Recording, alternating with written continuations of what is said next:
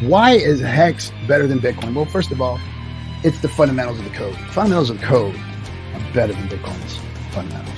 The inflation model is better than Bitcoin's inflation model. The staking feature is better than a mining feature. It's new tech versus old tech. It's decentralized versus centralized. Yes, all of those things.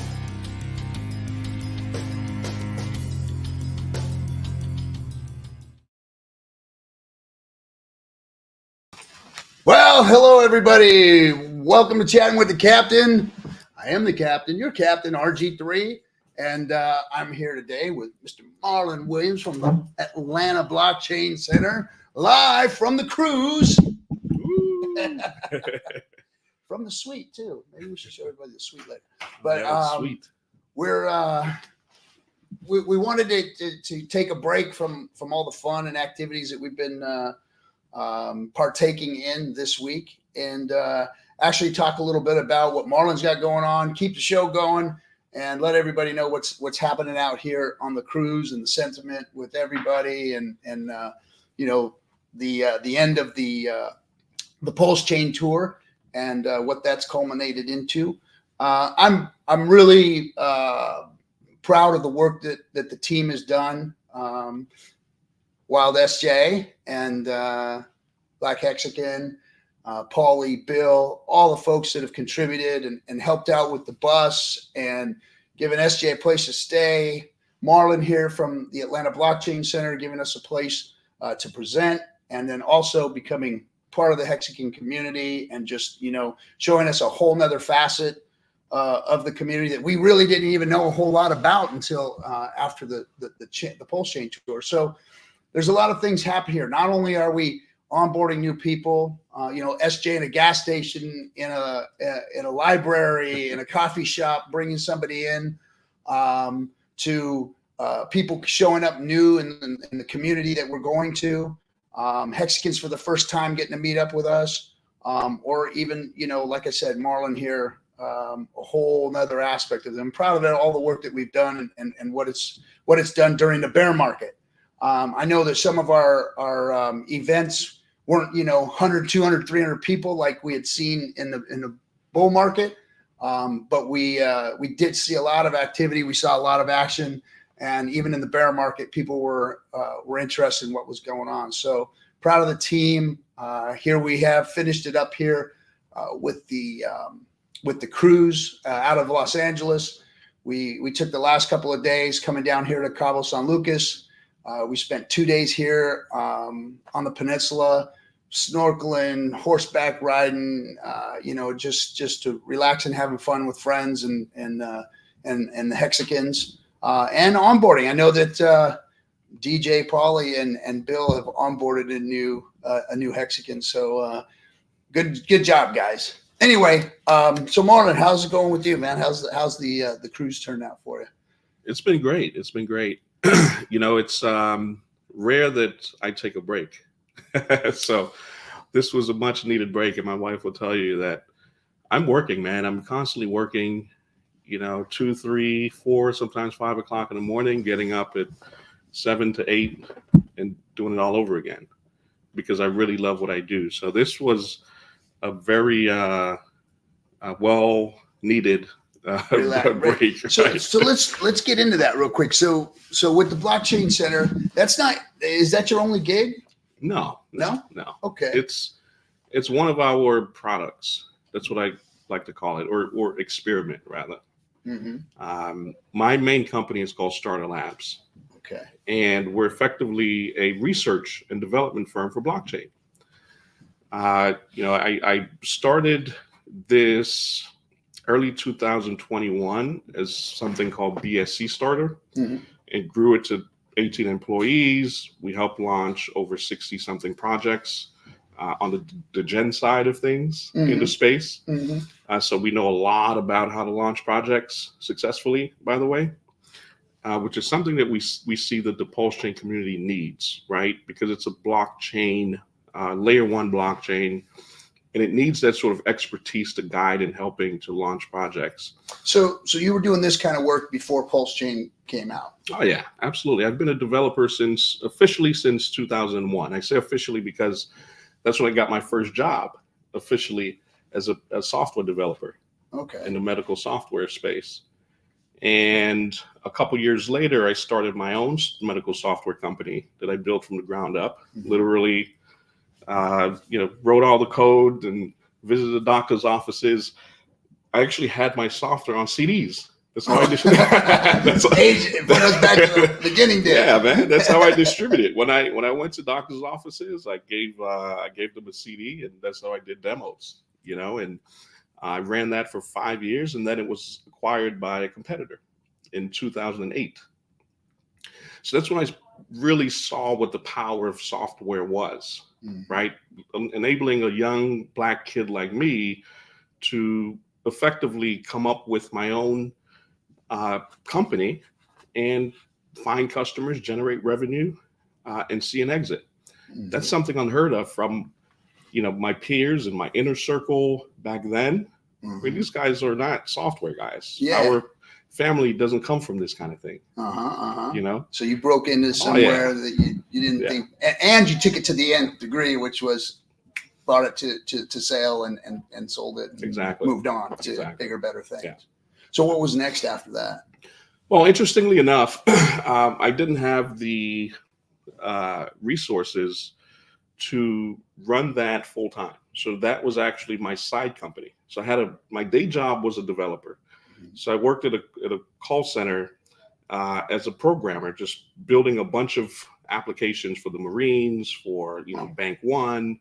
I've written credit card rebate processing software, all sorts of customer interaction software, right?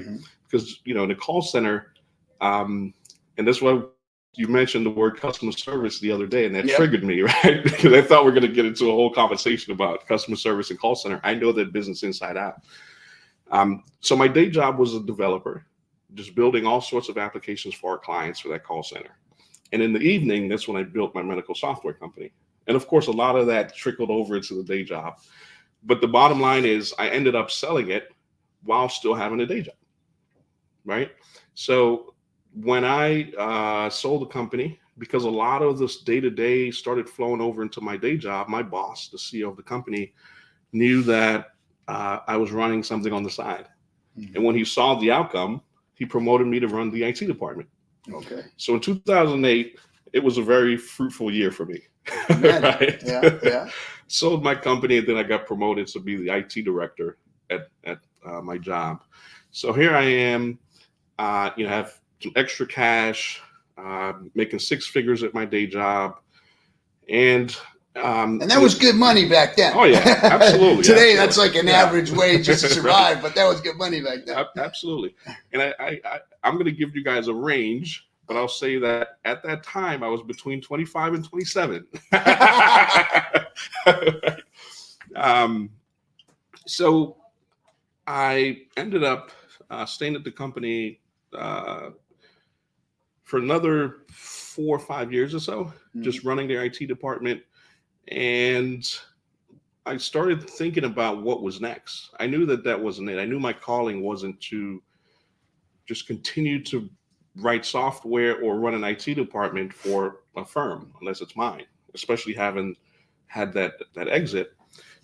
So I constantly promoted the concept of building a call center software company for our company or my employer, and branching that off into its own business so that we could become our own customer first, right? Because we're a call center. We need the tech. We need the dialers, the IVRs, the ACD, automated call distribution.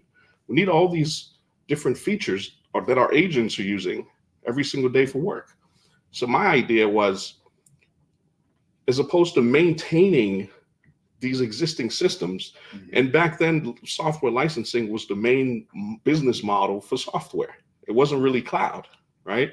So you had all of the systems running inside of the data centers, and you paid licenses upfront, depending on how many users you needed. And then you had an annual subscription, a support subscription.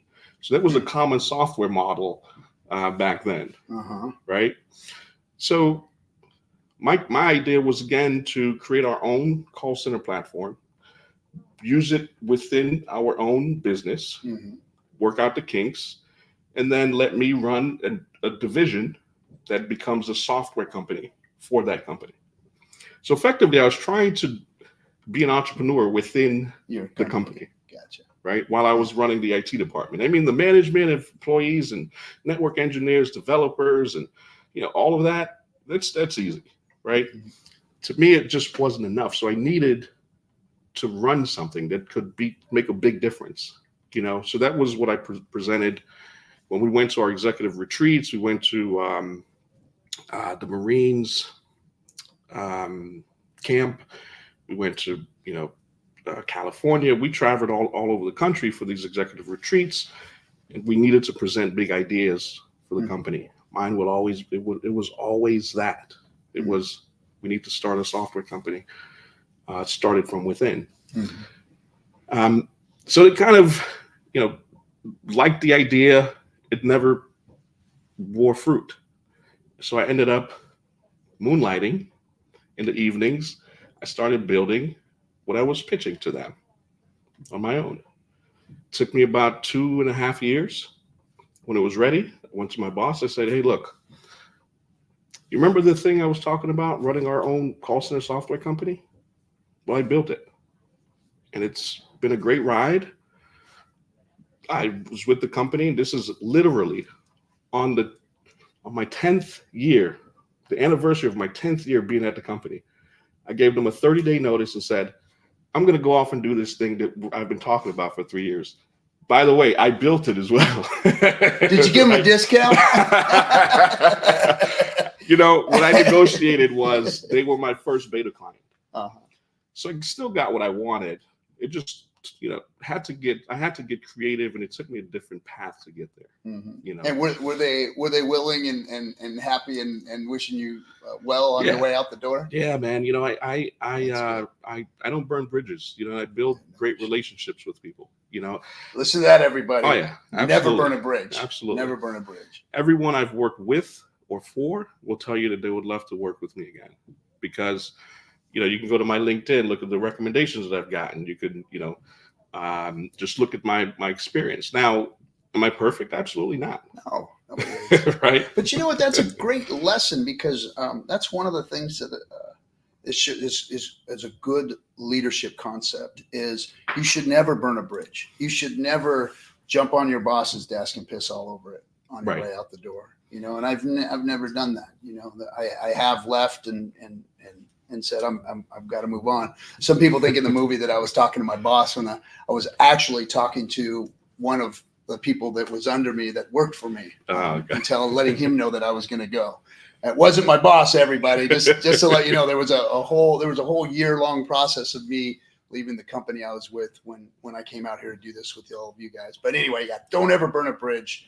Very, very important concept. And I think that's in that old book, How to Win Friends and Influence People, when it comes to leadership skills. But anyway, I'm sorry. Go ahead. Go back with your story. So you're. Yeah, it's so if there's a one of the things that really helped me stand out everywhere I went as a developer is that I knew that it wasn't just coding. Meaning, there's a lot of developers out there that just don't possess social IQ and the emotional IQ, or even the ability to sell themselves, right, effectively, or even communicate effectively. So I knew that I had to be really good at software, which I became, and I am really, really good at software.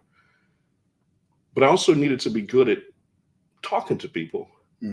And because how else could I articulate my vision for my product if I sucked at selling? Right? Yeah. So, I've always viewed my journey sort of as one of those rare developers that knows how to build from the ground up and also socialize and meet people, wherever they are, right? So I left to launch that company. And it was 2013 at this point. So 2013. So I had 10 years at that company. and I left to run my cloud-based call center software company. Mm-hmm. The first year was tough. Thankfully, I had built a roster of individuals in that space. So it wasn't as though I was starting from scratch, meaning the product is new, people don't know about it, but I had all of the relationships in the industry. Mm-hmm. So I could start reaching out to them to help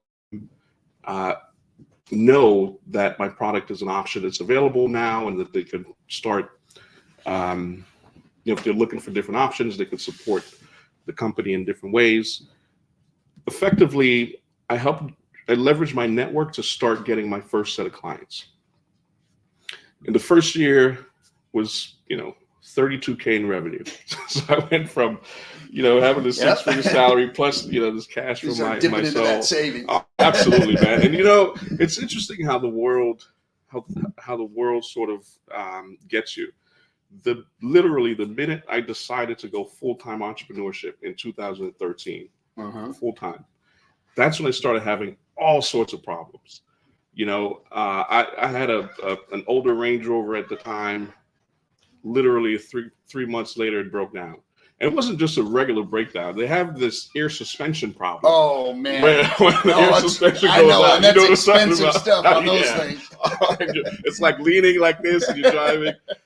Oh man, it was a pain. But it's just all sorts of things. And yes, the savings started dwindling. And I just kept pushing. I kept pushing because for me, it was no going back. This was my reputation on the line. And I felt that. Burn the boats. Exactly. It's a decision that I made to leave the stable life for this journey on the ship. Yeah. With waters that just changes every single minute. Yeah. And I wasn't going to look back, RG. It just wasn't. Yeah. That's the real test of the entrepreneur, though, is to see those open waters and go, okay, am I going to do it? And then taking that leap and going, and then, the sharks and the waves and everything start hitting you, and you just say, I just got to keep going, right? Yeah, absolutely. Right on. And so this is 2013. Yeah. You're out there, you're struggling, you're trying to make it happen. Was crypto on your mind at that point? Yeah, Have you heard about it yet? Yeah. How did crypto come? Obviously being in the software business and whatnot, you've heard about it. How did that all transpire and come to fruition? So when I sold the company in 2008, of course I took the promotion at the day job, but I was always thinking about what am I going to do next, right? Like what there has to be more. I just never felt satisfied. I knew that my place wasn't to be this employee in perpetuity. A little bit more. Yeah, I wasn't going to just keep working there and then, probably get one more raise to the CIO of the company, chief information officer, and then retire. That was literally like the furthest I could go. That was the end of the end of the ladder. That was it, man. So in 2008, I started just exploring different things. I can tell you some weird stuff. For example, would you have ever thought that I try to start a record label? Oh, really? Right? Yeah. Okay. So I tried to start a record label. I had this friend that he was an aspiring musician, and he just kept, I enjoyed his music, but he kept telling me how he was struggling, and I felt that he was talented. So I said, you know what? Let me see if I can come into it with a sort of like a business and development experience and see if I could help catapult this guy and see where it goes. Again, I had the extra resources to do it. They started this record label. We had a studio in my backyard, right? Custom studio and everything. And, we started going to the different clubs. This is in Miami. To different clubs and promoting the music and so on and so forth. I did that for about 6 months. It just didn't go anywhere. It was just sucking capital out of me. And not only that, but it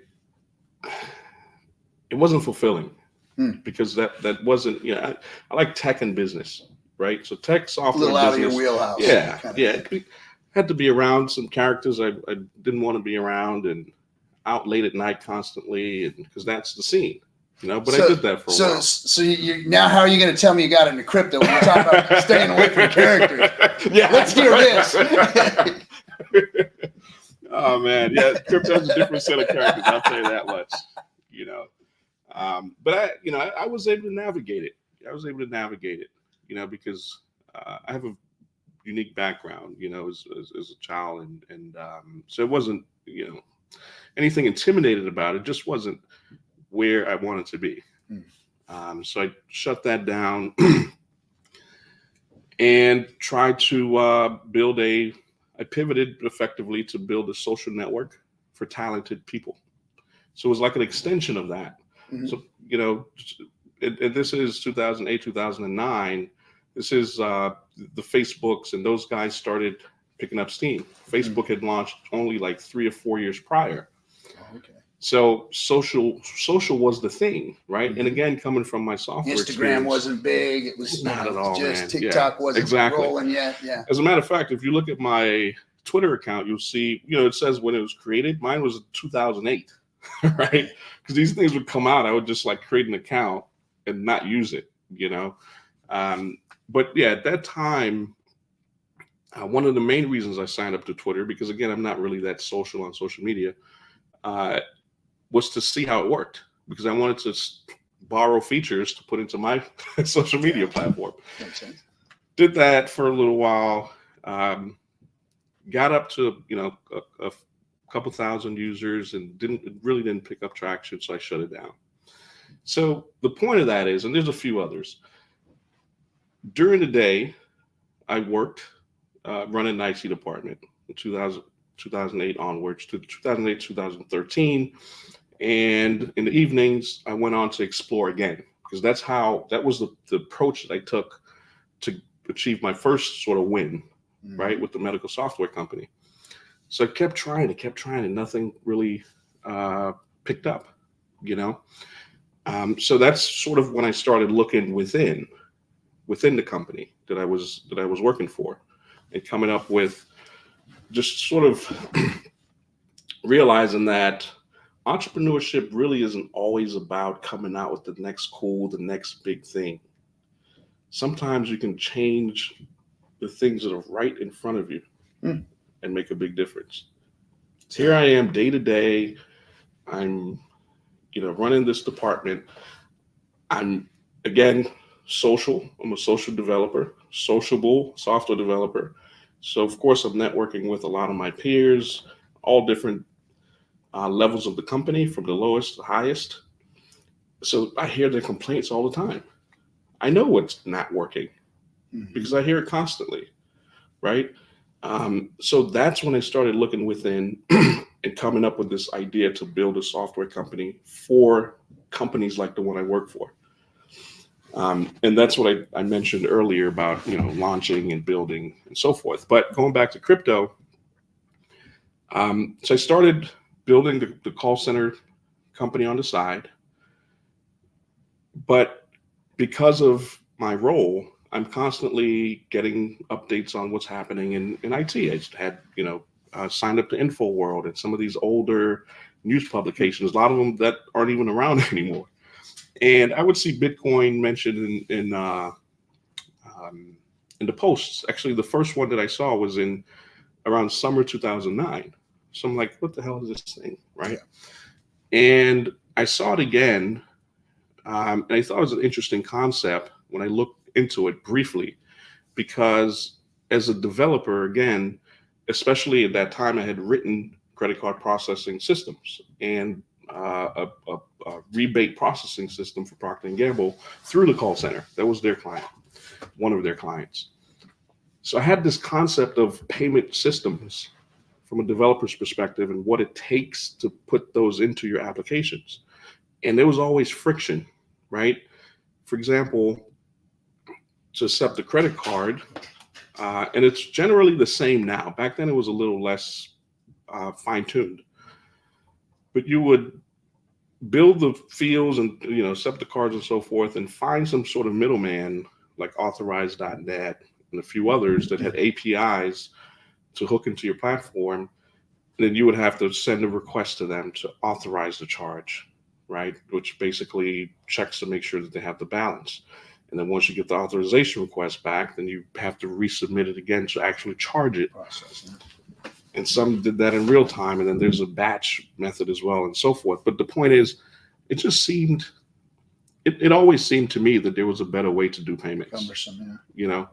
So when I saw Bitcoin, I thought it was interesting. And this was 2009.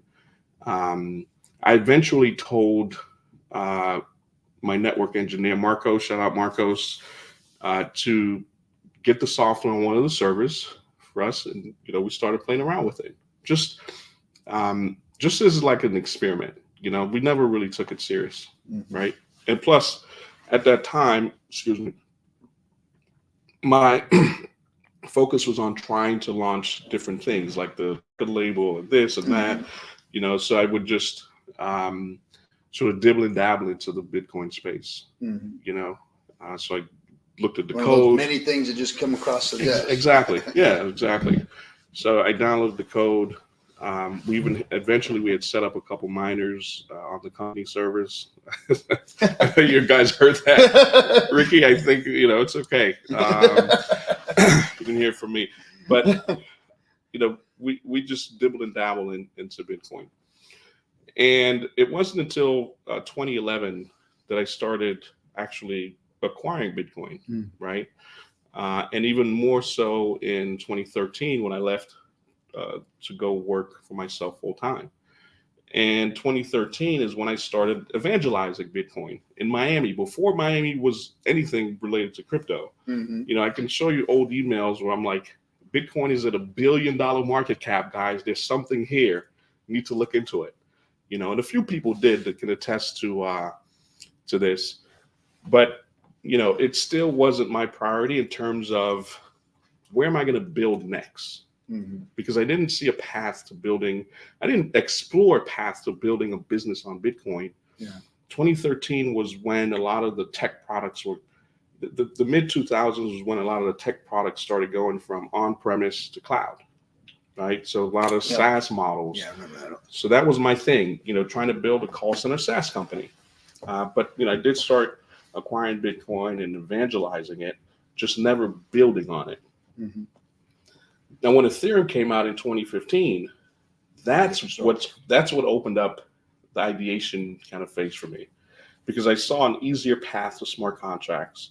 If you wanted to do anything on Bitcoin to, you know, customize, you have to basically fork the whole chain, you know, and do it that way. So Ethereum made it easier because now you can write your own smart contracts and you can build things on top of the blockchain. So that's when I started exploring with blockchain as a hobby in the evenings. It was 2015. In 2016, I started getting more involved because I started really realizing that there's a lot of potential here with this blockchain thing. But my approach to going to market isn't, you know, it's a much more matured approach. I think, you know, I take time to really understand the market. Yeah, I was hanging out in the degen rooms trading while you were thinking about it maturely. Yeah, exactly. We both came up about the same time, only I was degen gambling and trading and getting stuck with rug pulls and everything else. Oh, man. ICOs. Yeah. All that stuff. Yeah, I remember those days, you know. But my first sort of what should I build on blockchain officially, right? Because there were some things I played with before, and it was how to incorporate blockchain into the call center space, right? And I came up with this concept to reward agents, to build effectively something like Upwork, where you can find call center agents, but on the blockchain where they can be rewarded fairly. And by that time, I had my call center system was live, so I had a ton of customers. You know, we were doing a couple million calls per month, you know, in this cloud-based system. So I had a platform to incorporate blockchain into, and it was this reward system and staffing system for call center agents. So that's what I spent About a year and a half to 2 years building. I spent a couple years building that. In 2017, we did an ICO for this separate company. That's when we started hitting the circuit quite a bit, just across the crypto space in terms of going out, connecting with other people in the space. So and just meetups and the convention. Yeah, exactly. To sort of evangelize what we're doing, and just made a lot of connections in the industry. So how was that back then? So I mean, there were a lot of guys like you that had all these great concepts. It's like, hey, we can make the blockchain do this, we can make the blockchain do that. But I never seen any of it happen. Was it the failure, or the L1 wasn't ready yet, or is that what it was? Yeah, absolutely. I mean, that's what I saw anyway. It was like everything just wasn't ready for it all. A lot of smart people had a lot of great ideas, but there wasn't a blockchain that was ready for it. Exactly. And especially for me, because I was building a telecommunication system. That was the core of my business. First, if everybody doesn't know, the database that was ever created was the Pacific Bell or the AT&T. Back then, I think it was their BOSS system, which was the actual phone numbers that were out there. That was the first database ever created. I don't know if a lot of people know that. Yeah. Telecommunications was the main reason why software was actually developed. Right. Yeah, exactly. It's a huge industry, and in that industry, you need speed, you need efficiency. Mm-hmm.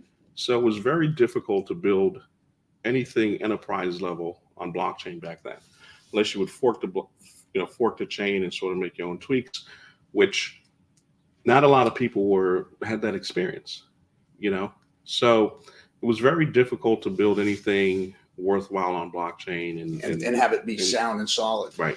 And by the way, AT&T still uses that DOS system to this day because they're afraid to migrate it over to any other platform for fear of failure, because that database is so important that I used to work for one of the companies anyway, and when you pull that up, you literally have to pull the old DOS prompt up with the little flashy green thing, and they still use it to this day. Wow. Believe it or not, because they will not migrate it over. I'm not surprised. So I'm sorry. Go ahead. I'm not surprised. Trivial trivia. So it was great that you asked that question, because one of the things that sort of led me into co-founding Telos blockchain was out of necessity, right? There was one blockchain that a lot of people know about, 3 letters. Mm-hmm. They raised $1 billion in an ICO. $4 billion in an ICO, and was eventually, the SEC went after them, and they had to pay a $25 million fine. Mm-hmm. And that was it. So now they're one of the tokens that are not a security because they paid the SEC. They paid them off. Of course. That's what you do. That's what you do. It's mind-blowing what's going on. But anyway. So that chain, I'm sure a lot of people know what it is now. I gave so many hints. Yeah. I was a huge supporter. Even when they were launching, we joined a launch group, and we were just thinking about building on that ecosystem for our main company, which was this telecommunications platform. And again, at this point, this is 2017 and 2018. We're still doing a couple million calls a month. We had a little over 1,000 clients all over the world using our platform. We had a lot of clients in India, so agents would go to work in India, sit at a computer, and log into my platform.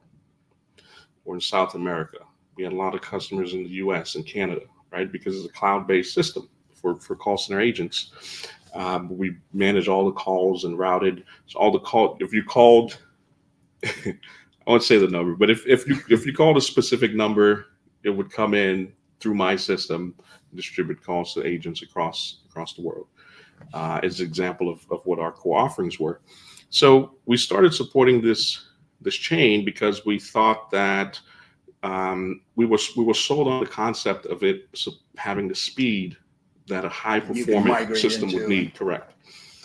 Unfortunately, because of the ICO model and the tokenomics, a lot of the tokens were distributed to a certain geographic location, which resulted in the validators of that chain in a certain geographic location controlling the chain, deciding who would be the top validators, because you have to be it's a delegated proof of stake.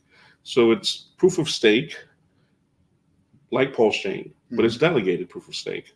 So RG has, a certain number of Pulse tokens that he doesn't want to participate in the bureaucracy or the voting of the chain. So he delegates his power of his tokens to me without giving me custody of your tokens. And I could use it as I see fit to vote for participants in the network. That sounds real familiar. That sounds almost like lobbying powers in our government, to be completely honest. But yeah. So what we can say is that was an experiment and a failed experiment. Delegated proof of stake is one of the worst, consensus algorithms on this planet. So, I was completely turned away from that. And I don't know about your crypto journey, but it was always when I found, I always got interested in a crypto or blockchain or some technology until I found the centralization point. When I started to see the centralization point and the power always went to a certain nucleus, it was like, well, that's the end of this one. Yeah. That's the end of this one. I mean, that was kind of like every time I discovered that with one of these technologies, I was like, nah, I don't want to have anything to do with it.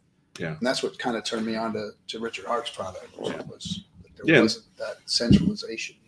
And that's the same thing that happened here. So a group of guys and I, we decided to launch our own chain, and that's what we did. We called it Telos. So we spent about 9 months or so, and then we launched on December 18th, 2018. And that's the chain that I said I'm going to build my company on. So basically, I co-founded a chain that I needed to run a certain aspect of my company. How did you feel going in? I mean, that was going into the thick of the bear right there. Yeah. I mean, it was just, it was like, here we go. It's going to get deeper and deeper. How did you feel about going into it that way? My wife remembers this time frame too, because when we had our son, the day he was born, I needed to get on a launch call. We had the sequence of launch calls, private launch calls, deciding whether, all the tests passed and we were ready. I was the co-chair of the software group for the chain. So it was me and this guy, Peter. We're the chairs of the software team. And, she just had the baby. I got him in my arms and we're on this live stream. I still have a recording of it with this little kid, because we had to, I had to join the call to discuss whether or not we're ready for launch, right? So that's an example of how deep you had to go into it, right? It's time consuming, and it literally sucked up, at least 18 hours a day of my time. Thanks, babe, for sticking with me through all. It was very time consuming, but it was a fun experience. It was a fun experience. We got to, build a community, and that's one of the things that I love about the Hexican and PulseChain community, because we had to find individuals to believe in what we're building and to get them to join our chain. So we ended up with about 115, 120 people who joined us in the beginning to bring their expertise in, some with marketing, some with, just organizing, like the meetings and coordinating things for us. You really got to get into that level when you're launching a chain. It has to be very, very, very meticulous. But I came from, again, having that background of running IT departments, building software companies and so forth. So that was second nature, right? But there has to be a cadence of things that goes into place.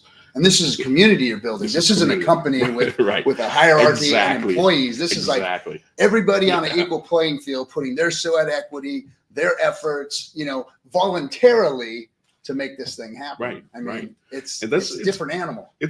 I'm glad you brought that up, because that to me was new. Yes. Right. That was the new part to me. It was like, holy shit, how do we run a decentralized organization? Exactly. Right. Exactly. So that was my first experience with it. And it was very challenging. But the key thing is to have the right people in place that believe in the vision and are willing to put in the work and think long term. Right. Because, you know, you're building something where there's no compensation, right? For an extended period of time, there's no compensation whatsoever. So only you have to be a true believer in this thing, in the mission, to really get it to work. You got to be a cat herding the cats. Right. Exactly. One of the cats is herding the cats. That's exactly it.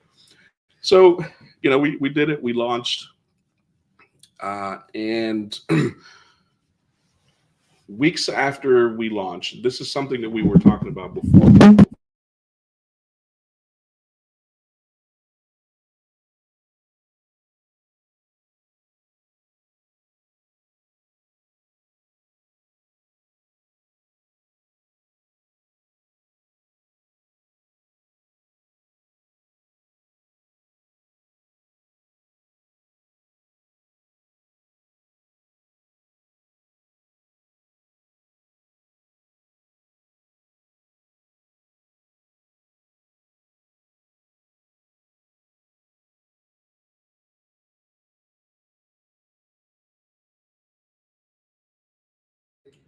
There we go. How about now? We good? We should be. So, weeks after we launched, we started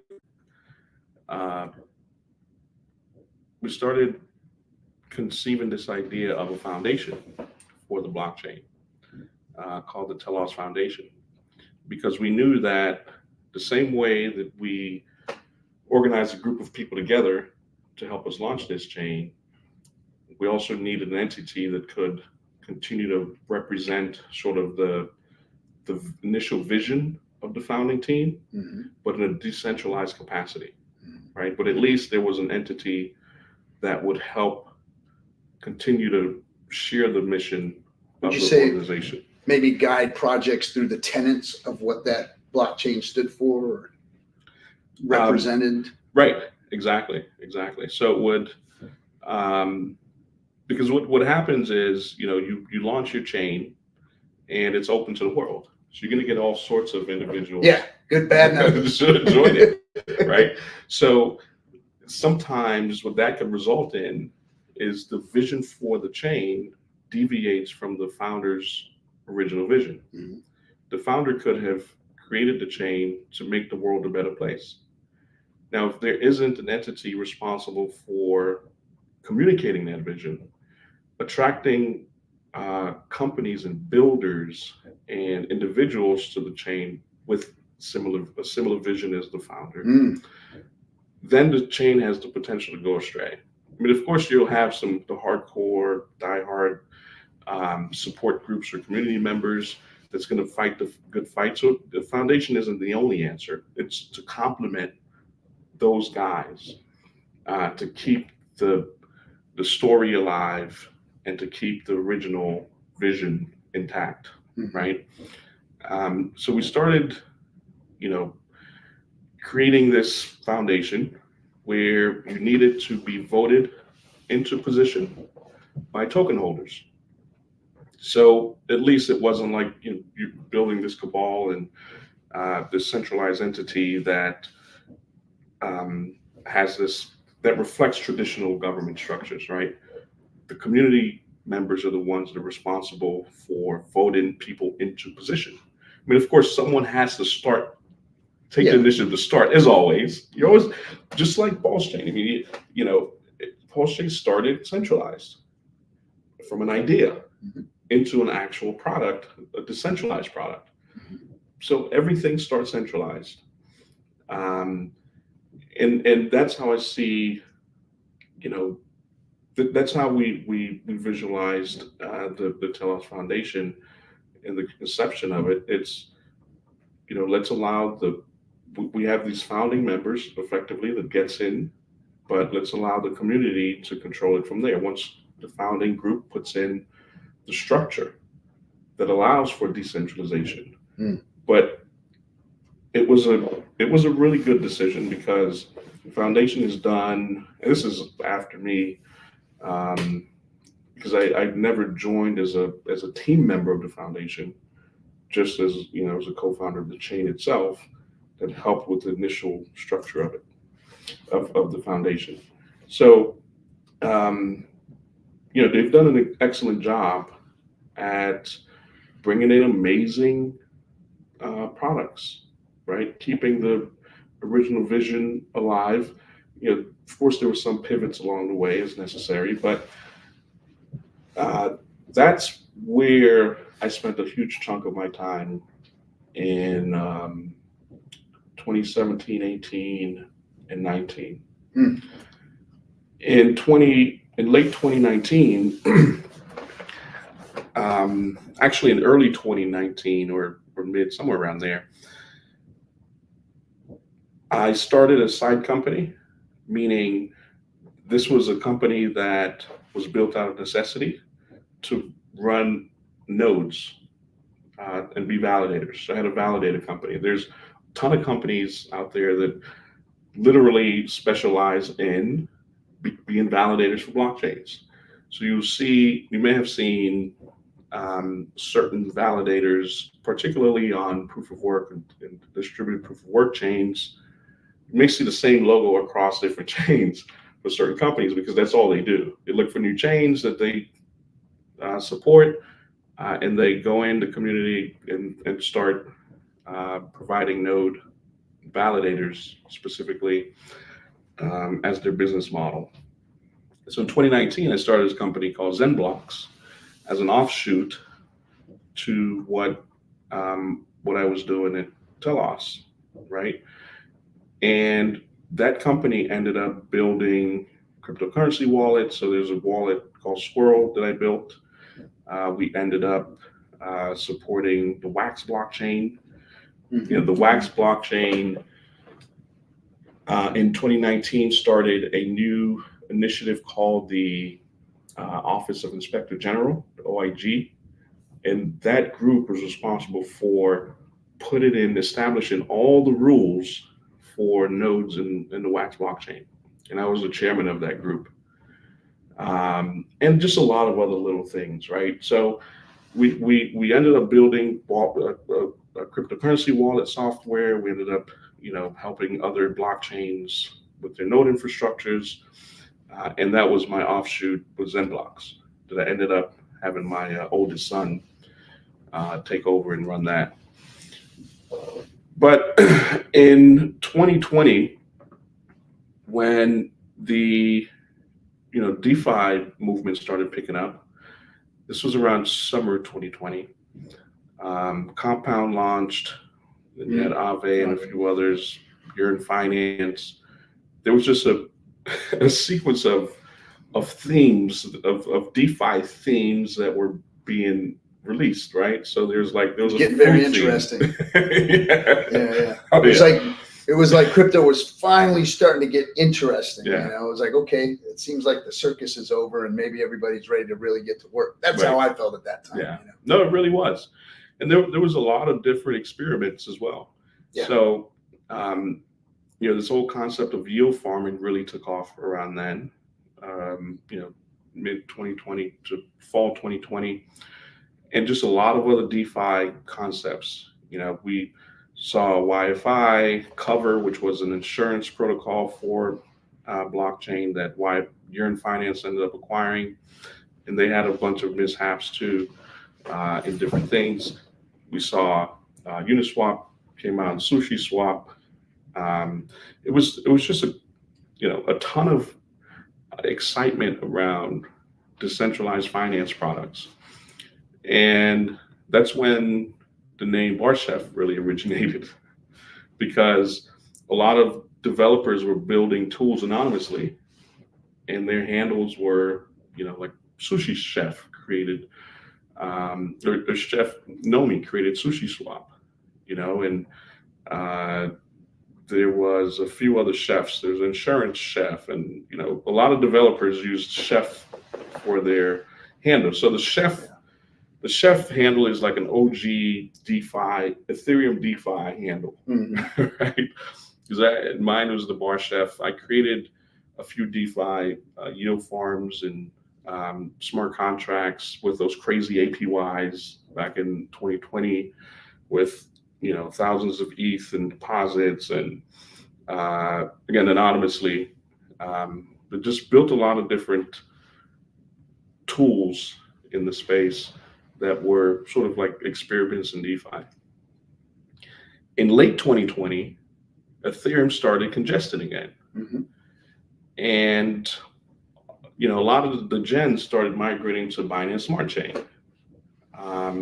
So naturally, on all the different popular Ethereum groups at the time, and I saw that a lot of the movement a lot of discussions were about, moving to BSC to combat the fees and performance issues on Ethereum. So I started exploring the BSC landscape. And I'll tell you, the first few projects I invested in on BSC, I got rugged. Yeah. Which is where I would have been had I not taken a different path at that point, because that was the direction I was going. Yeah, it was a wild, wild west, man. Wild, wild west. Now, had you been introduced to Hex at that point at all? Yeah, absolutely. So in my Wax, the Wax community channel, this was 2019, December 2019. Yeah. There was this one specific guy that was in our community, and he was a respected member in the Wax community. He'd been around for a while, and he kept saying Hex, Hex, Hex, Hex. He would be in the Wax group talking about Hex, right? And it was a few months later, right? It was a few months later, where he said something like, I got me a Porsche, I'm out, right? Like something to that effect. So I'm like, what the hell is this guy? What is this guy talking about, right? So sounds like a Hexican. So I looked into Hex, and that was the first time. So I heard about it late 2019.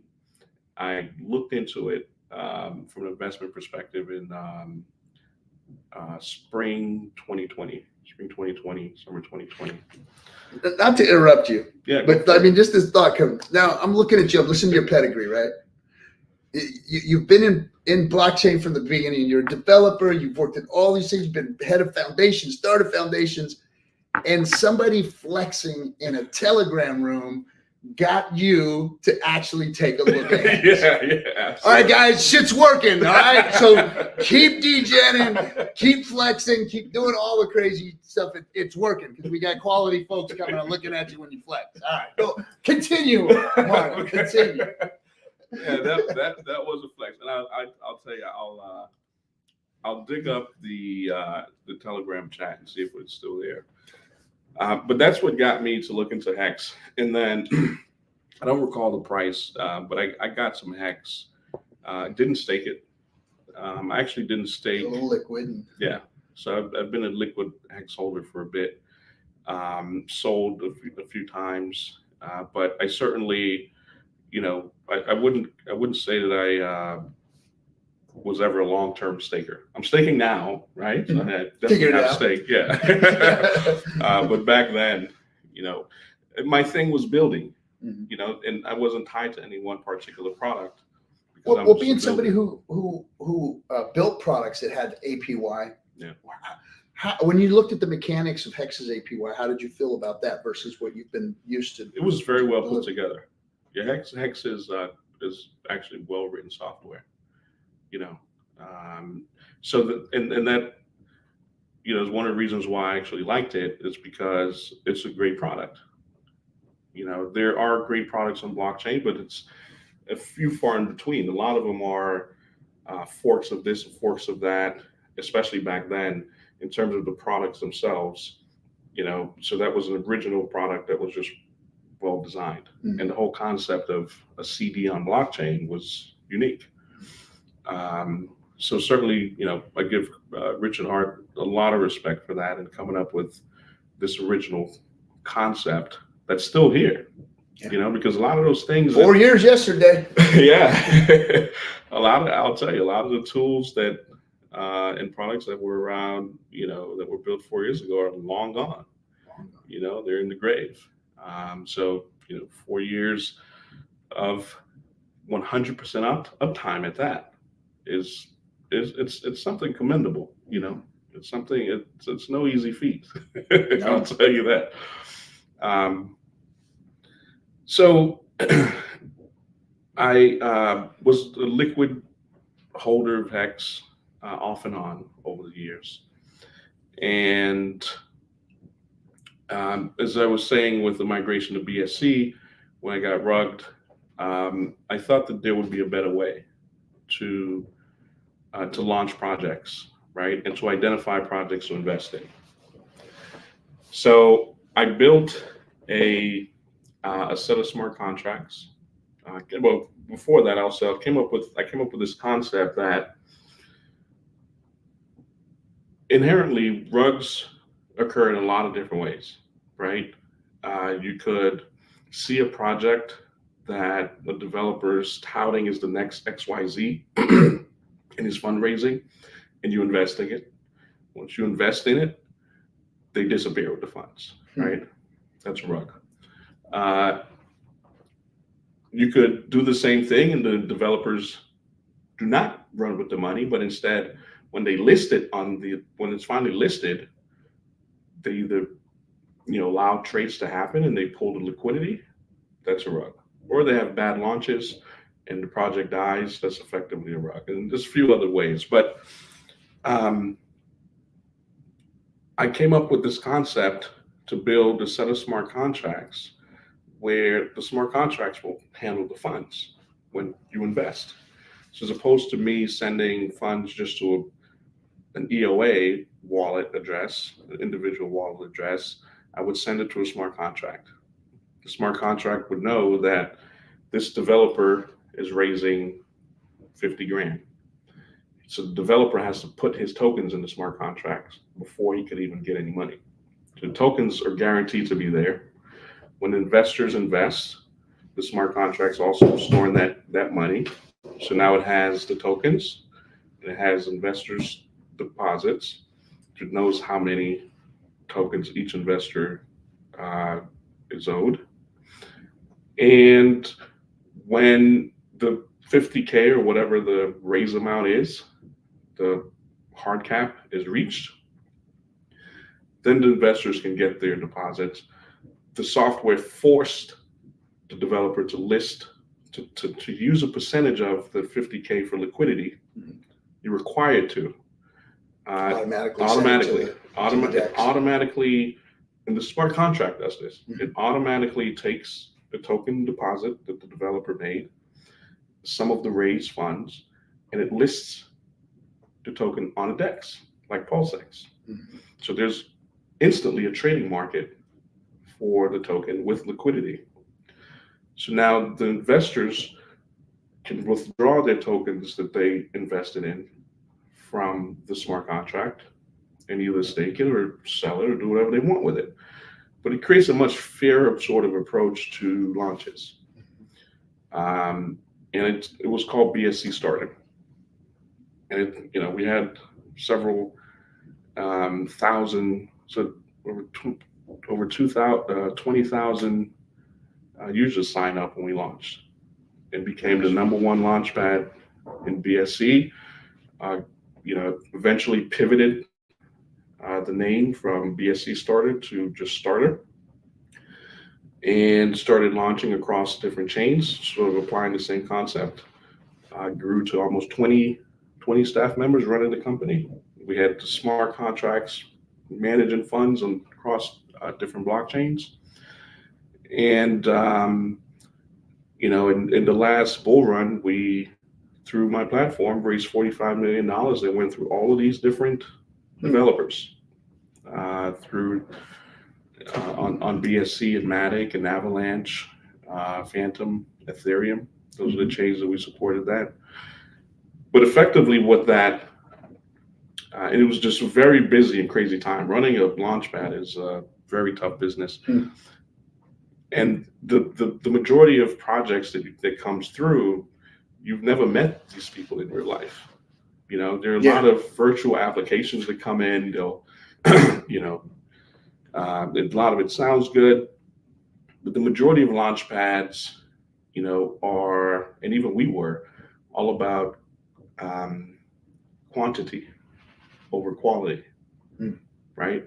So we just launched a bunch of projects, back to back. I mean, if you look, see what's going to stick. Yeah, absolutely. It was just a ton of launches, very tiring, and again, I drag my wife through everything. She remembers those nights as well, because although I had a team of 20 people running it, I was very hands-on as well. So that was effectively why I landed to where I am today. It's because I literally had thousands and thousands of applications come to my desk for projects that wanted to raise money, that wanted to get guidance, that wanted help. So now my main thing is to advise companies on how to go to market, because not only have I done it myself in the traditional tech sort of Web 2 era, but I've done it as well in Web 3. So today I do less building myself and predominantly advise companies and try to find talent that we could nurture ourselves and help them go to market, because we believe the Web3 industry is the future. There's no stopping this, but just applying a lot of the lessons learned from our launchpad days, and there's a lot. We made mistakes as well. We made a ton of mistakes, but we've pivoted the model from, and you'll see when this next market cycle comes, sort of like the quality of products that we're helping to launch.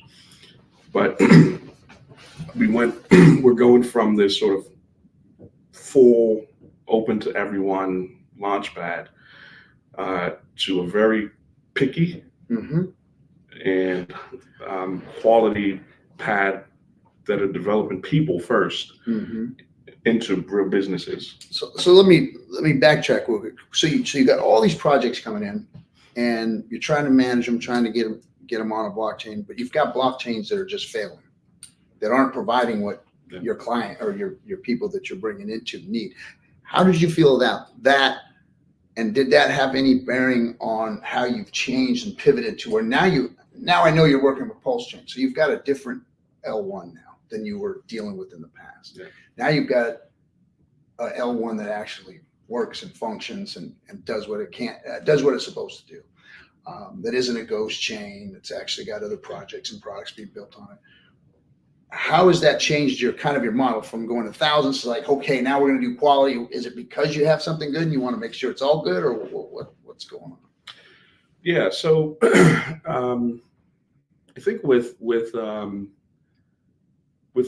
sort of fast-paced launchpad approach, again, you make mistakes. We've had hacks, for example, in the old platform, just because the attention goes in so many different ways, right? So some of the, some of the biggest lessons that I took away from the last market cycle of just launching a bunch of products back to back is that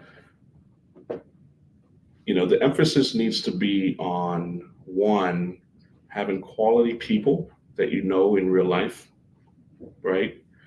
That's the main thing that you've met with and sat with in person, and can call, can text, and trust and has to be trust. developed. Exactly. There's got to be trust reciprocated. Absolute must. And again, coming from I think the trajectory of coming from the initial boom of DeFi, sort of like into the hype of the last cycle, and we sort of got lost in that, because my background is in building quality shit, and that's lesson number one, right? But number two, it's a lot of the projects can't convert into, they're not real businesses. Like a lot of them are just token launches, And some people just want to launch tokens and raise money and do this and do that. Fork of a feature or whatever. And not build a real business. So the second takeaway for me is that the projects that we're launching, they're going to be products that could be real businesses. They're going to be revenue generating companies with real people behind them that just so happens to be in blockchain, right? Yeah. So that should be the approach. And the third is, we have to stick to the sort of the original ideals of crypto. Which goes to your question about the chains, because in the last cycle, the chains that we selected was based on the needs of that particular founder or founders, right? So we would determine if it was a better fit to launch on BSC or Ethereum or Polygon based on certain metrics or certain needs. And that's one of the things that we love about PulseChain is that it's completely decentralized. There isn't just a certain number of validators kind of censoring. Checks all the boxes, basically. Correct. So the majority of projects that I'm looking forward to working with in blockchain are projects that align with the decentralization aspect more so than the centralized aspect, right? So that's why, I think PulseChain is a great chain for that. Not only that, but I'm financially invested in PulseChain as well. I sacked for Pulse just this summer, and again, my wife will tell you that we sold one of our homes and put 6 figures into PulseChain at 0.0001, right? And wrote it right down to when Richard was sued by the SEC. They were like, but I sacked for Pulse in 2021 and PulseX. So we're community members. We're invested in the ecosystem as well. So we want to see it succeed. So naturally, I'm going to bring my talents into a place where I'm going to benefit from as well, because I'm financially invested into the network. And let's be real. I mean, the great part about all of this is you get to make great friends and meet amazing people. But ultimately, we all want financial success as well, right? That's why you see a lot of the emotional roller coasters that you see on Twitter today. Yeah. But ultimately, we are invested in the network and we want to see it succeed. So we're bringing our talents here to help increase the chances of it succeeding. Now, see, that's important, and it's important for people to understand, because, when they see us crypto folk get out here and start talking, and we evangelize, and we start, spewing out this game about how important this is and that.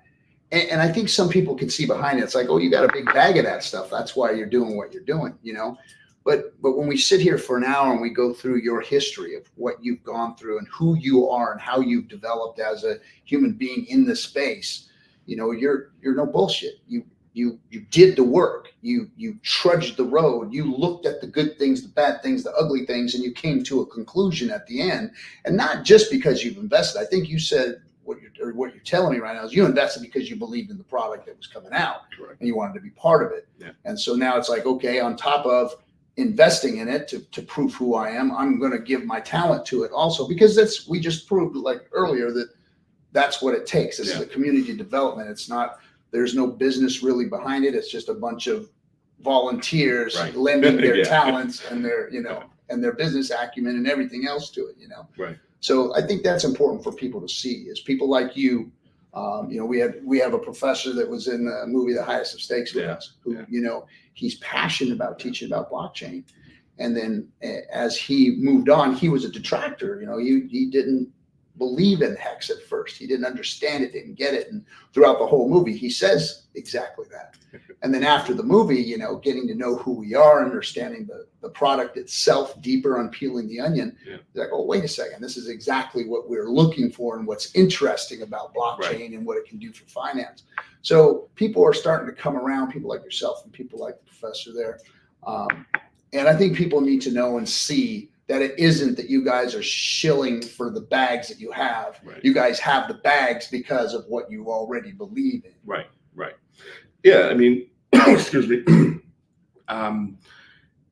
We're going to have bags regardless, right? Meaning, whether it's PulseChain or another product, if there's something that we think has potential to make a difference, we want to be a part of that. And that's why we do what we do. But for us, it's not about our bags, right? We're fine. We're not, doing this simply for financial gain. We're doing this predominantly to help build an ecosystem and make a difference. One of the things I love about this network is that there are opportunities for individuals with their own individual strengths to come in and participate and make a difference. Exactly. Right? Exactly. So if you're really good at, telemarketing, get on the phone, start calling Congress, start harassing the SEC and tell them that they're full of shit. They need to stop coming after Sign the petition. Sign the petition, right? Whatever you're good at, you can put your talents to use for the network. And that's ultimately what we're doing. Yeah. And I think with my experience in particular of, running a launchpad, knowing the ins and outs, the good and the bad and the ugly, in the crypto space, launching an L1, being part of the team, the Genesis team, to launch a foundation for an L1, building software, all this stuff, I think having this sort of the value that I bring to the network is going to make a huge difference, right? Because this isn't just Hex anymore. And I think that's what a lot of people need to realize. Yeah. Hex was just a product, a standalone product. You got to think of Hex as Microsoft Office, or even Internet Explorer. There you go. Right? Internet Explorer. And PulseChain is Microsoft Windows. Microsoft Windows allows non-Microsoft applications to be installed. You can install Adobe if you need PDF, right? You can install, the MySQL for databases. You can install all sorts of applications based on what your needs are on this operating system, and that's PulseChain. What I see a lot in the public is that I think a lot of people look at PulseChain like Hex, meaning it's just one product as opposed to being a platform. And it needs to be a platform that's open for innovation. Mm-hmm. It's a dumb pipe. Exactly. Right? It has to be open for innovation. Yeah, it's a dumb pipe. We need more and more and more builders coming to this chain that are not part of the community, because they build a cool ass app like FriendTech did on Base that's going to attract, millions of people. That's what we want. Yeah. Right? You're not going to get that thinking of PulseChain as just a product. It's a platform. It's an operating system. And that's what we want to start articulating and sharing and helping everyone understand, is that we need more and more builders to come to this ecosystem in order for us to really win. Because I'll tell you, as a developer, if I put on my developer hat, if I'm a new guy, like some of the young guys that I'm bringing up, like Project Pi and others, If Base gives them a grant, they'll go build on Base. They'll build this cool idea, cool product. They'll go where, people are giving them resources because they don't have it, right? So they're going to navigate towards the ecosystem that they feel, where they feel supported. Mm-hmm. And that has to be PulseChain. So we need to stop thinking of it as this closed product and more as an ecosystem that needs to be open to everyone.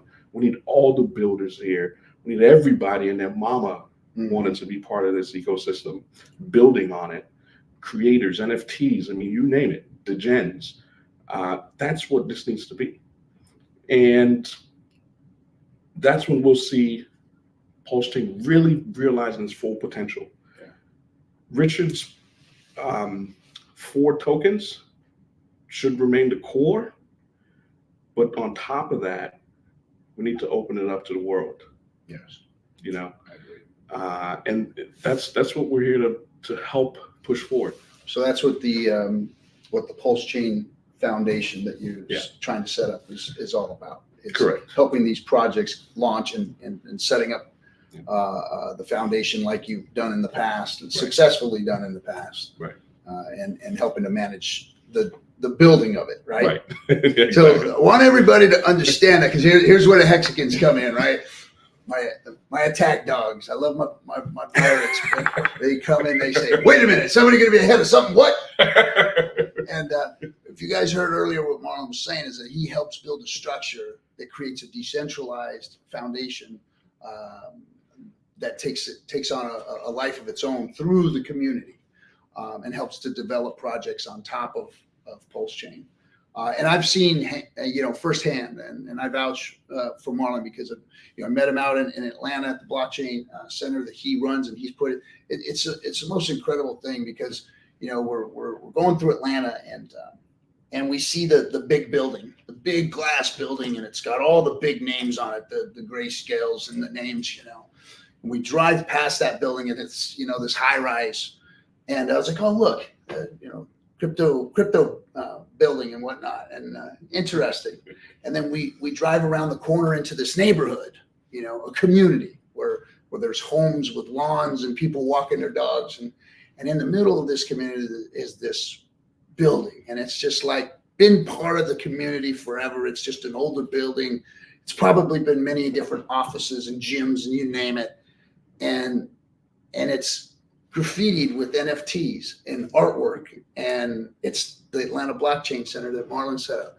And it's just a testament to what real decentralized finance is doing and going through versus what centralized finance is doing. And it's right down the street, right in their face, right in the neighborhood, like it should be, being run by people that look like the neighborhood. And that really made an impression on me. And then seeing you work with the people that you work with, how you handle the Project Pi guys, and they're brilliant young men, but they're young, inexperienced men with just talent, raw talent, Yeah.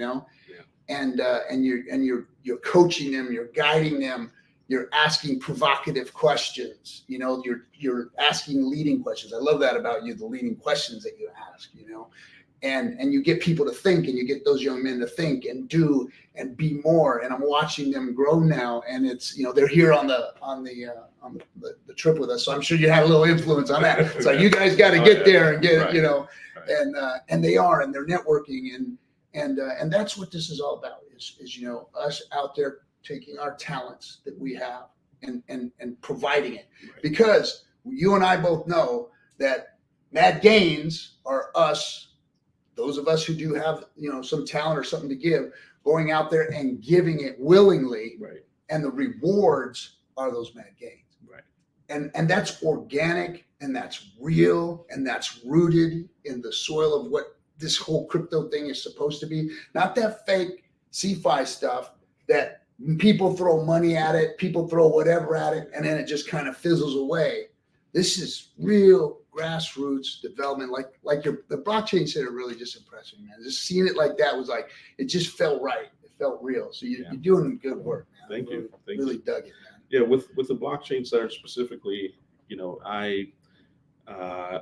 was kind of shocked that here's a city which is the cradle of the civil rights movement in America, the birthplace of Martin Luther King Jr. There's 17 of the Fortune 500 companies are headquartered in Atlanta, headquartered, right? It's the fintech capital, the payments fintech capital of the world, because whenever you swipe in your card, there's a 70% chance that that transaction is going through the infrastructure in Atlanta. Okay. So there's a lot of payments this and payments that. We have some of the best universities, Morehouse College, Spelman, Georgia Tech, Emory, top universities in this country. So academia is strong there. And then it's so diverse, there's a lot of blacks, there's a lot of whites, there's all Hispanics and this and that. It's just this mesh. And what I sort of was shocked about was that there was no emphasis or focus on blockchain at all. Well, that doesn't happen anywhere either. I mean, I understand Atlanta with what you're saying, but I haven't seen it anywhere but what you've done. I haven't seen it anywhere. Exactly. And so I decided to start the Blockchain Center because, again, coming from the experience that I have, and at that point, still doing a lot of launches. We're sort of at the tail end of the bull market, the last bull market, and I wanted to invest in an ecosystem where I could cultivate talent.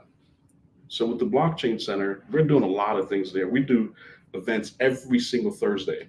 There was one this past Thursday while we were traveling for this, and it's going to happen this Thursday, all without me. The stuff is on its own now, right? Nice. So every single week, there's some sort of educational event that's free drinks, free food, everything for the entire Atlanta ecosystem. You just have to be interested in crypto to be a part of it.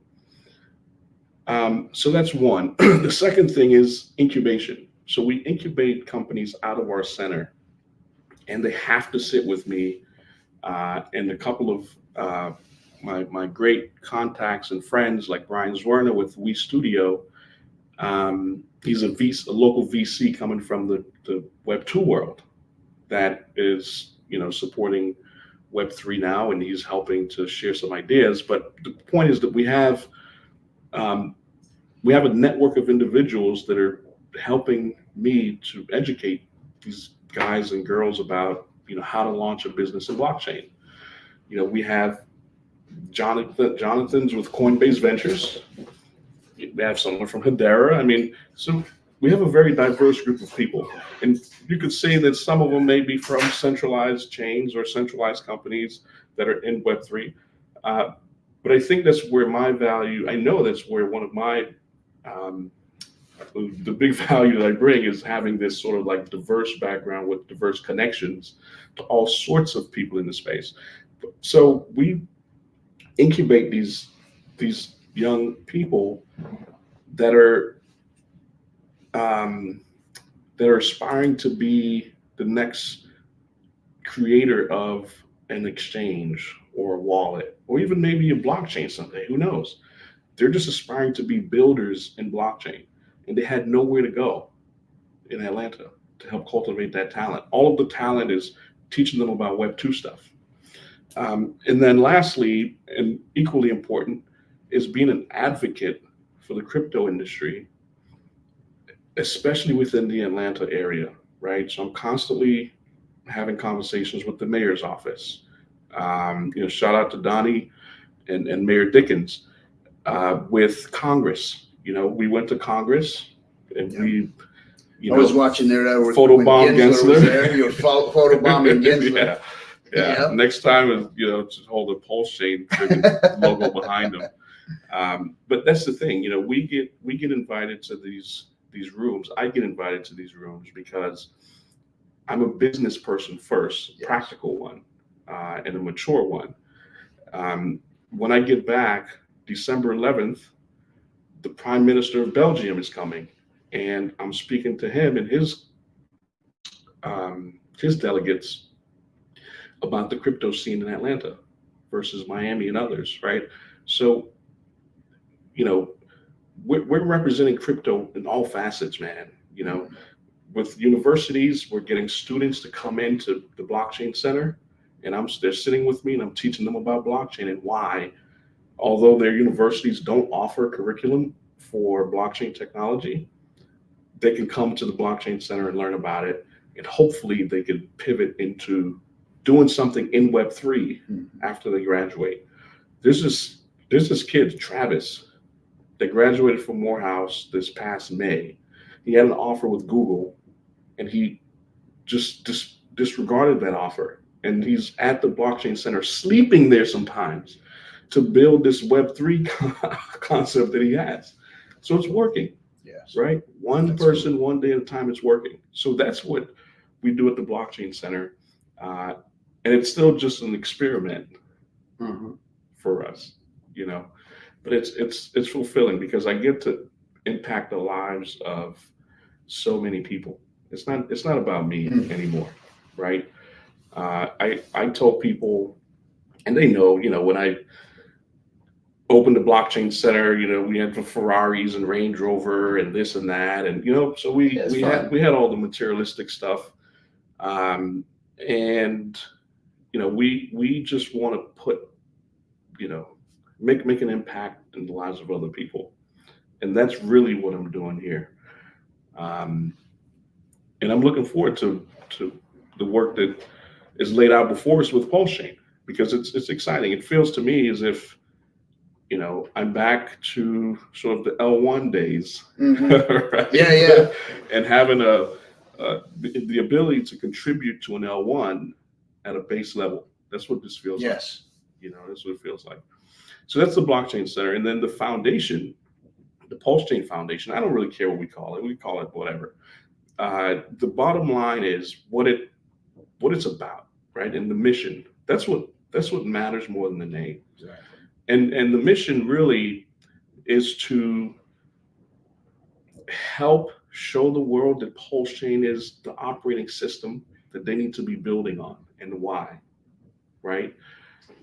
And there are a lot of reasons, but some of the things that a foundation-like organization needs to do is tell the world remind the world that it's completely centralized, and those are the guys that have been running things forever. And I say that as someone with a lot of relationships with centralized based entities, but it's just a fact. The fact is a fact, and I'm not going to shy away from it. So PulseChain is a place where it's a truly decentralized chain. If you want to build on this future where there's a decentralized future, at least a significant portion of it is, then this is where you want to build, right? If you want to make a difference, this is where you come to make a difference, right? There's so many different things that, we need to be articulating consistently across the board, and that's usually the responsibility of a foundation, to be the decentralized marketing branch or marketing department. I don't want to use that word, but effectively, you know, the decentralized marketing arm for the chain. The chain is its own thing doing its thing, but there's a group of individuals elected by the community that are responsible for fundraising to get grants that goes into a wallet that's a multi-sig wallet. So where it requires your signature and then my signature and SJ's signature, and there's a certain number of signatures before any dollar can be moved out of that. So this isn't no money grab thing, right? Mm-hmm. You find reputable individuals in the community to be multi-sig holders for the wallet, one. And this team raises funds for the foundation because it needs funds to operate. When it's sufficiently funded, then it could start campaigns to start attracting builders to come to the chain. Things like, here's a $10,000 giveaway that we could do at universities. And we have a lot of connections with universities. There's a group called the Blockchain Education Forum, and they have connections literally with every university in the US that has a blockchain department or a blockchain group, right? So BEF are my friends. If we have a $10,000 award, this is just as a hypothetical example. If we have a $10,000 grant, I can go to BEF and say, hey, the PulseChain Foundation community, whatever it is called, is doing a $10,000 giveaway to college students that want to build something on blockchain. Apply here. Now, suddenly, this goes out to all these different universities, and so does the name PulseChain. And then we organize some sort of miniature hackathon where we pick a student that build the best things to win. And that sort of messaging permeates throughout the world, throughout the country, right? That's how this is done professionally. Right. See, the Hexicans, we've done this sort of thing, but what we've done is we said, hey, let's spend our money and get Mike Tyson to say something good about Hex. Or, hey, let's raise $600,000 and put our name on a NASCAR that's going to fail to even qualify for the race.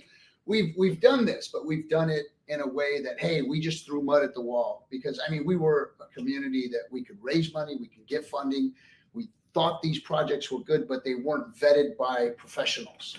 And it was just community run, willy-nilly going at things. And I'm not saying that any of these things were wrong or bad or whatever, but we just didn't approach them the right way. I mean, imagine what we could have done with $600,000 had we distributed intelligently through funnels like what you're talking about. Right. You know, that would have been a much better use of the community's money. You know, Yeah. I mean, even the movie that we did, the movie that we developed, there was about almost $800,000 that the community raised just to put into the movie. And besides all the producers, myself, and everybody who put money in the movie.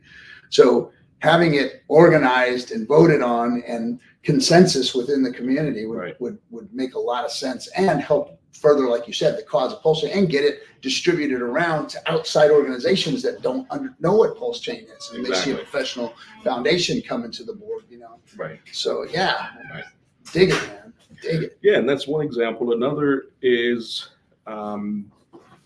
there are a lot of popular crypto conferences like Consensus, like Permissionless, Token 2049. There's Paris Blockchain Week. I mean, we could go down the list. A foundation could have a delegation. It could fund a delegation, 3, 4, 5, maybe 10 people, depending on the budget, to get a booth at these conferences with the PulseChain logo and all of the marketing that needs to go to these booths to represent PulseChain at these conferences, right? We need to be present in all of these things. Yes. Right. We do. So that's just another example, and the list goes on and on and on. But that's one way I see myself contributing, in addition to convincing builders of amazing ideas to come here to build. Mm-hmm. Because again, this is an operating system, not Microsoft Office, just a singular product with a singular focus, right? That's not what PulseChain is. It's the operating system, and we need to treat it as such. We need to attract companies to come and build on this chain, and we need to be organized, at least have not the entire community, because everyone has to do their own thing, but there needs to be some sort of organized initiative that consistently pushes Richard's vision forward for the chain. I agree. So how can, so people who are interested in getting involved, that want to reach you, what's going to be the best way for them to, you're going to get Barrage now. So what's the best way for them to get in touch with you? Through Atlanta Chain on Twitter. Okay. Or Starter Labs HQ on Twitter. And we just started the PulseChain FDN for Foundation on Twitter as well. So you guys can follow those 3 handles. You should also follow Project Pi, which is a liquid staking product that we're incubating for PulseChain, and they're Project Pi 314 on Twitter. And that's how you find us. So if you're interested in getting involved in the foundation, get a hold of Marlon, and all the links will be in the description here. Thanks, Marlon. Appreciate you coming, man. It's really been a pleasure hanging out with you here. And we're going to go, I don't know, we're going to go have some party here. Maybe eat a little caviar, hang out in the the suite and have some fun on the rest of this cruise. All right, everybody. Thanks for coming. Appreciate you. And we'll see you Friday for the effing hangout, I would suppose, right? Yep. All right, guys. Have a good one. We'll see you. Bye.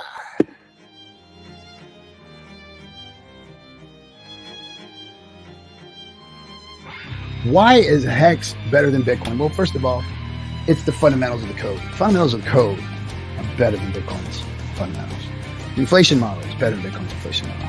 The staking feature is better than a mining feature. It's new tech versus old tech. It's decentralized versus centralized. Yes, all of those things